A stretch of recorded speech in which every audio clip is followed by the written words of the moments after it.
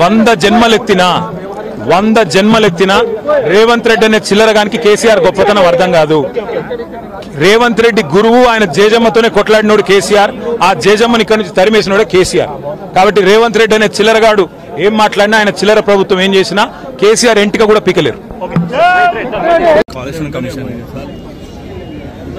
కాళేశ్వరం లాంటి ప్రాజెక్టు గనక భారతదేశంలో కాకుండా ఇంకెక్కడన్నా కట్టింటే, ఇట్లాంటి చిల్లర రాజకీయ పార్టీలు ఉన్న కాడ కాకుండా ఇంకెక్కడన్నా కట్టింటే ఒక అత్యుత్తమ పురస్కారం కూడా వారికి అందేది.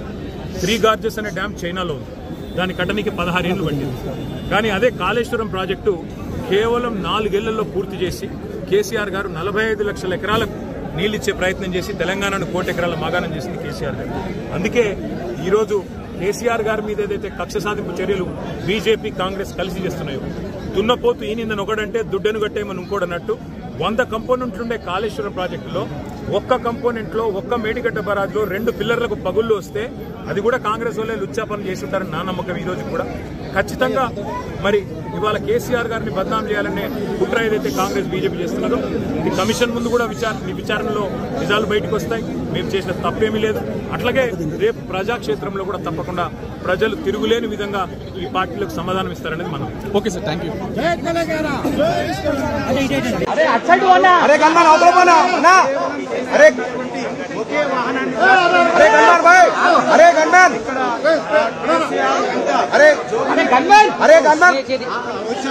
కేసీఆర్ వాహనాన్ని దిగుతున్నారు, మనం చూడొచ్చు. కాళేశ్వరం కమిషన్ కు చేరుకుని వాహనం నుంచి కిందికి దిగుతున్నారు. కేసీఆర్ వెంట వాహనంలో కేసీఆర్ తో పాటుగా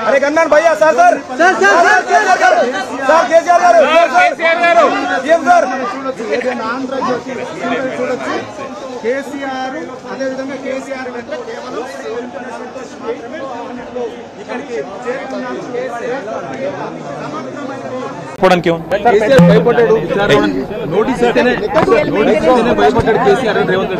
వంద జన్మలెత్తినా రేవంత్ రెడ్డి అనే చిల్లరగానికి కేసీఆర్ గొప్పతనం అర్థం కాదు. రేవంత్ రెడ్డి గురువు, ఆయన జేజమ్మతోనే కొట్లాడినోడు కేసీఆర్, ఆ జేజమ్మని ఇక్కడి నుంచి తరిమేసినోడే కేసీఆర్. కాబట్టి రేవంత్ రెడ్డి అనే చిల్లరగాడు ఏం మాట్లాడినా, ఆయన చిల్లర ప్రభుత్వం ఏం చేసినా కేసీఆర్ ఎంటిక కూడా పీకలేరు. కాళేశ్వరం లాంటి ప్రాజెక్టు గనక భారతదేశంలో కాకుండా ఇంకెక్కడన్నా కట్టింటే, ఇట్లాంటి చిల్లర రాజకీయ పార్టీలు ఉన్న కాడ కాకుండా ఇంకెక్కడన్నా కట్టింటే ఒక అత్యుత్తమ పురస్కారం కూడా వారికి అందేది. 3 గార్జెస్ అనే డ్యామ్ చైనాలో ఉంది, దాని కట్టడానికి 16 ఏళ్లు పట్టింది. కానీ అదే కాళేశ్వరం ప్రాజెక్టు కేవలం 4 ఏళ్లలో పూర్తి చేసి కేసీఆర్ గారు 45 లక్షల ఎకరాలకు నీళ్ళిచ్చే ప్రయత్నం చేసి తెలంగాణను 1 కోటి ఎకరాల మాగాణం చేసింది కేసీఆర్ గారు. అందుకే ఈరోజు కేసీఆర్ గారి మీద ఏదైతే కక్ష సాధింపు చర్యలు బీజేపీ కాంగ్రెస్ కలిసి చేస్తున్నాయో, దున్నపోతు ఈనిందని ఒకడంటే దుడ్డెను కట్టేయమని ఇంకోడన్నట్టు 100 కంపోనెంట్లుండే కాళేశ్వరం ప్రాజెక్టులో ఒక్క కంపోనెంట్లో, ఒక్క మేడిగడ్డ బరాజ్లో 2 పిల్లర్లకు పగుళ్లు వస్తే అది కూడా కాంగ్రెస్ వాళ్ళే లుచ్చాపనం చేసి ఉంటారని నా నమ్మకం. ఈ రోజు కూడా ఖచ్చితంగా మరి ఇవాళ కేసీఆర్ గారిని బదనాం చేయాలనే కుట్ర ఏదైతే కాంగ్రెస్ బీజేపీ చేస్తున్నదో, ఇది కమిషన్ ముందు కూడా విచారణలో నిజాలు బయటకు వస్తాయి. మేము చేసిన తప్పేమీ లేదు. అట్లాగే రేపు ప్రజాక్షేత్రంలో కూడా తప్పకుండా ప్రజలు తిరుగులేని విధంగా ఈ పార్టీలకు సమాధానం ఇస్తారనేది మనం. Okay sir, thank you.